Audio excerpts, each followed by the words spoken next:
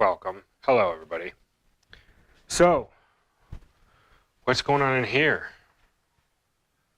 Well, let's see here. Yep, license plates, shower cap, 4-speed, all the fun stuff, tack, tires, wheels, yep, miles. Miles have been driven on that. Surfboards, open carport, dog bed, chairs, air fryer. That's it. My shop. It's all cleaned up and back together. So what's going on? Well, today is car quiz today. Oh, I can't see you. I'm blind. Let me turn this light on. Get right back with you.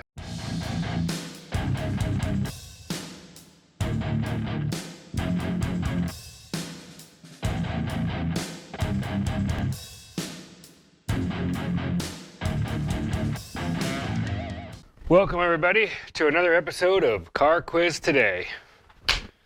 I need my phone so I can read the answers. Or can I remember them? No, I'll go get my phone. Be right back. All right, are you ready? You look ready. Car Quiz Today. Here we go. I got your answers. Let me look them up real fast. I should be more prepared. Oh yeah, here we go. Nope, that's all right. Here we go.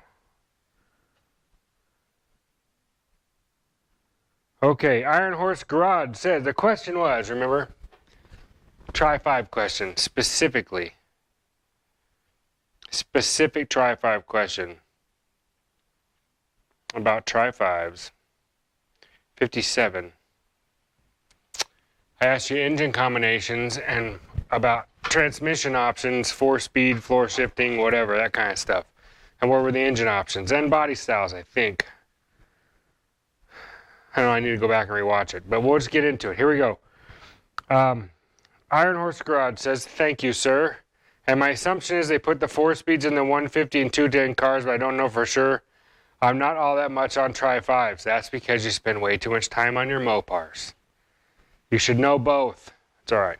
I won't take it personal. Gold star for you. Okay, let's see how smart I am. 3 engine sizes. This is James, Empty Pockets. This is from his memory banks, not Google. See how smart I am. 3 engine sizes, but with one having 2 options. So if you want to get technical, that would make 4. First, the 235 6-cylinder with, I think, 140 horsepower.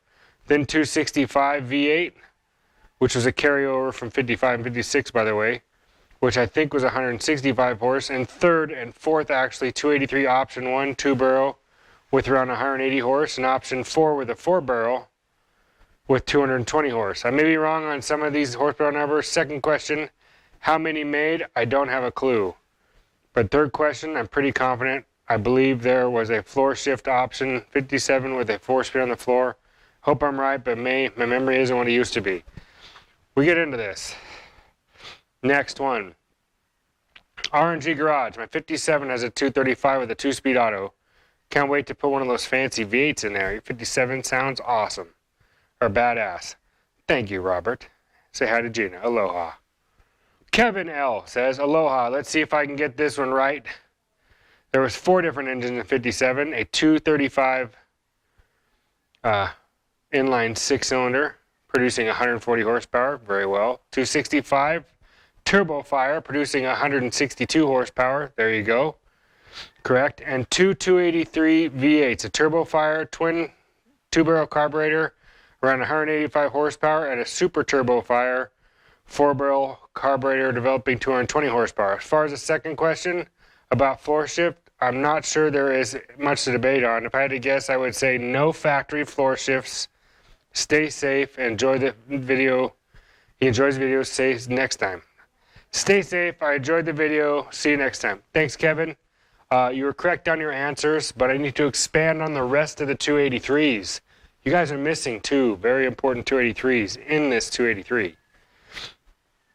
Engines available. Brian Kinnear says 55, 57 cars were 235 straight 6, a 265 V8, and 283 V8. There was a 4-speed shift option in 57 model. You're correct. In 157 model only was our floor speed shift option. I'll tell you which one it was in a minute. Actually, there's 2 57 models. I see these quiz questions as a chance to learn more about these old cars. I use Google a lot to research the answers. I find it really helps interesting. Keeps it interesting. The girls say hi, and so do I. Aloha. Enjoy your Sunday. Be safe and stay well. Thanks, Brian. Thanks for your answers. Gold star. And tell the girls, aloha, girls. Keep your lava lamps going. And your glitter lamps. Your bubble lamps. I want one of those. Poogly Speed Shop says, aloha, Jaws. I used your Jeep line and gave you credit for it in my latest video on my Jeep. You're right, I did. I watched that one. And you're right. I was correct. Chrysler ruined them and ruined Jeep. Although that was a weird one. I was looking at yours, and I don't remember a 4-liter being the option until after Chrysler took over. I was pretty sure they all were the 258, the 4.2 liter. But I could be wrong. I don't know. Yours had a 4-liter, and that was an AMC Jeep, so I could be wrong. Was an HO? Maybe HO was after Chrysler, which is probably the only thing they ever did right was make more horsepower. Without looking, I'm going to say they had 3 engine options, 235, 265, and a 283. I've never seen a stock floor shift Tri5, so I'm going to go with no for that part. Can't wait to see how wrong I am. Thanks for the knowledge. All right, we'll get into that. Good job, buddy. Good answers. Left for Dead Garage. Well, I'm off to see Mr. Google and learn some Tri5 fun facts. But off the top of my head, all I know is that I need a 55 sitting beside the Impala. I concur, HG. I concur.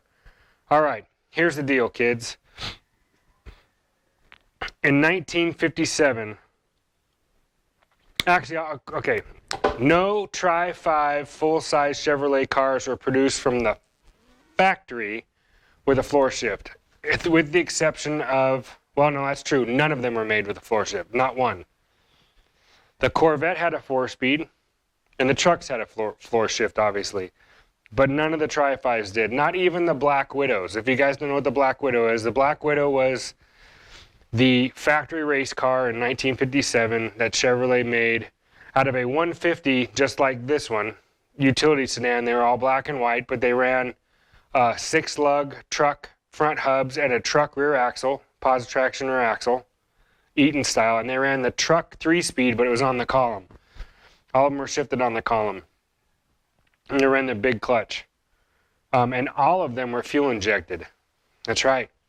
In 1957, Chevrolet came out with the engine options you guys described, 140 horse 235 straight 6, which was a carryover from, well, the engine started in 1936, I think, as a 216, and then in 1950 became the 235, which was the first time it was pressurized oil, by the way. And then it was 35, and that came with a power. Those are only in Power Glide cars in 1950. And then that engine carried all the way up and was even in the Corvettes in 50, 53, and 54, and 55, but there's only a couple hundred of them in 55 because that was when the V8 came out. And the horsepower difference was crazy in the Corvette. I have some stories about doing one for a guy, but the heads were different. The Corvette had a separate head, but the truck and the car 235 had the same motor, and they were 140 horse. They didn't start as 140 horse. They were like 110, 95, and 110 in the beginning, and then they went to 155 in the Corvette.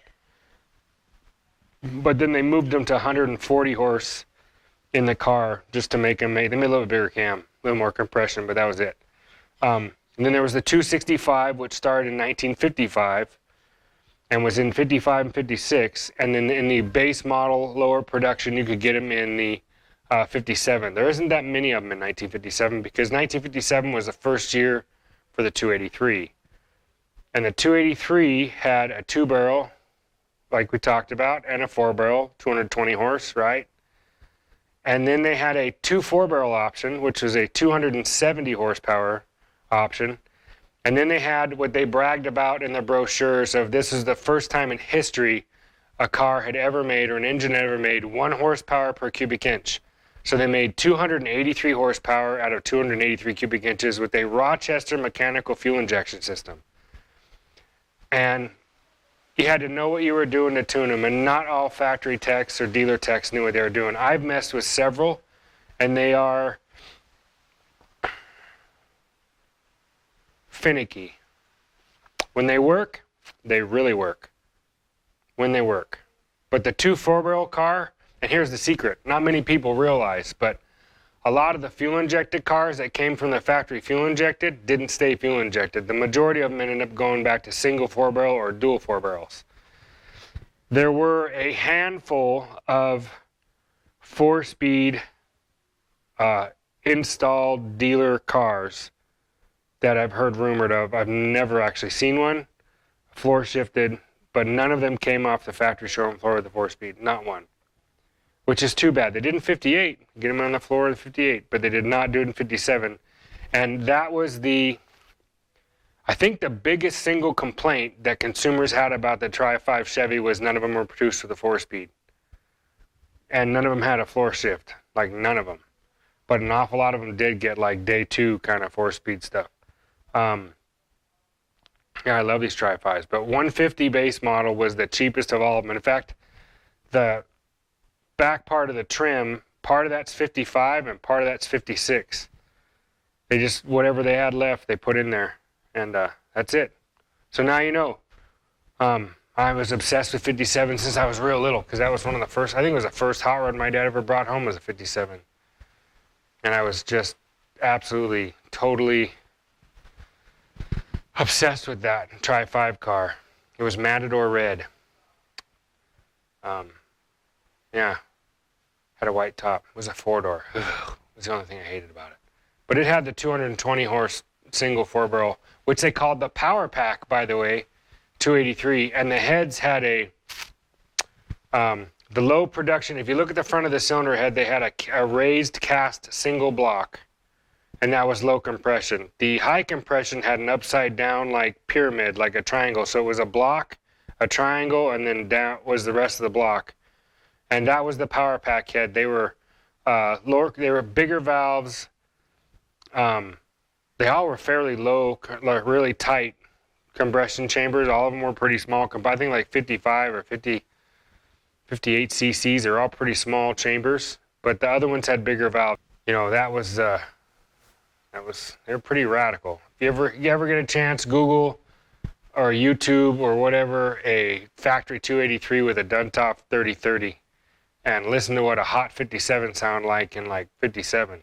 They were pretty gnarly. The fuel injected cars had a decent cam too. They're all solid lifter. And they'd spin to the moon, like buzz up to the moon. But they were pretty good. My buddy Jay has a 57 283 Power Pack 4-bore engine in his 55 that he bought. Some guy changed it out in 68 because he had a burned 57 that caught fire, and he pulled the motor out and put it in his Weiss 55 in 68, and he loves it. That thing just runs, like, it pulls really good. For a small motor, for what they are, they run really good. Okay, so that's it for the Tri5 Chevy version of it. I had a Mopar question I was going to give, but I've been teasing the Mopar guys lately a lot on some of their channels. I'm just jabbing you guys. You guys know that. I'm not partial to any brand, but I am partial to year ranges. 1972 was it. After that, they didn't. Well, that's not true, because Pontiac made a Super Duty Trans Am that was pretty hot. Those are pretty cool. But like a few, especially in the Grand National, there's a few specialty vehicles I like. But I'm going to say 1970 was it. But the Chevelle body style carried on 2 more years, because I don't like 71 or 2 nearly as much as 70. And then like all the muscle cars, especially for Dodge, after 1970, they're gross. Gross. Whoever designed them must have been watching a lot of like Jacques Cousteau and Humpback Whale stuff, because like they're just disgusting. Or they watched National Geographic, or what was that? Mutual of Omaha or whatever, that we used to watch that National Geographic show where they had like the anteaters and whatever. That's what those big, bulbous, goofy looking Dodges, all of them, the from the Sebring Satellite to the GTX and the Charger, they're all gross. Gross. And whose idea was it to put safety bumpers on a Challenger from like 72 on? I mean, that's just a horrible thing to do. Or 70, was it 73? When did they put that? I don't remember.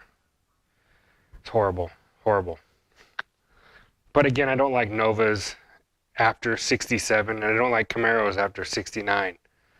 The rest of them, they're all good parts cars or everything else. Anyway, I have like a very specific list of cars that I like. I was talking with Half-Ass Garage about this, but that has nothing to do with it. So, your car quiz today. See, my brain just went off. If we were in class together, I'd have put up a burnout video. We'd all be watching a burnout video in the middle of your final. So, this question.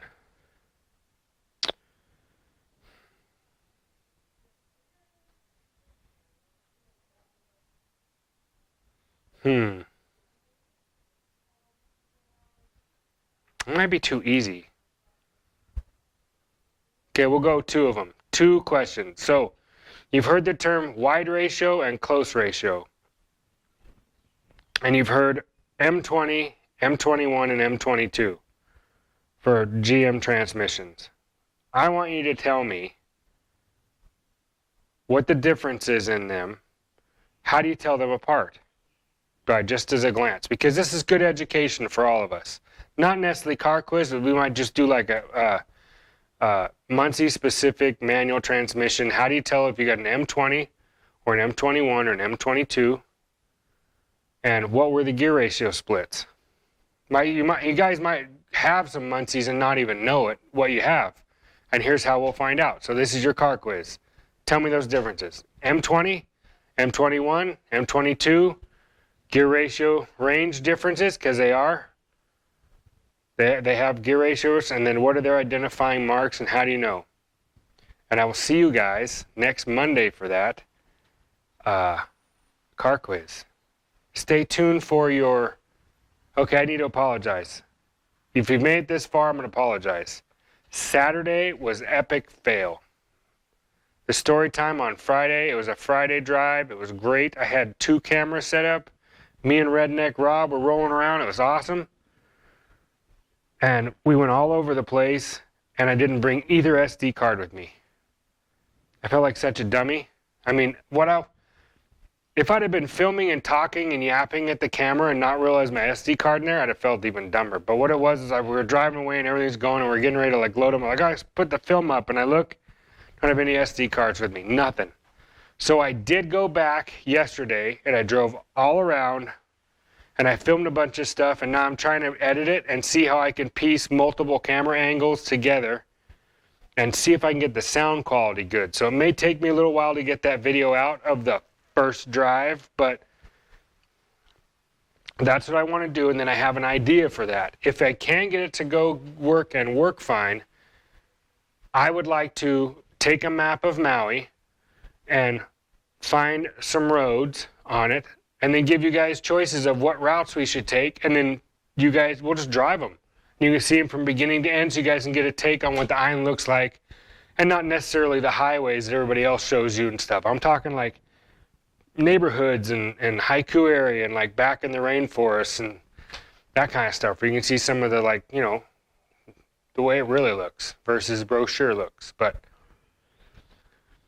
that's it. Thanks for hanging out. Aloha, everybody. I miss you. I love you. I wish you guys were all here with me. And yes, that second surfboard is my wife. And we did go surfing today together and yesterday. How about that? See you guys later. Aloha.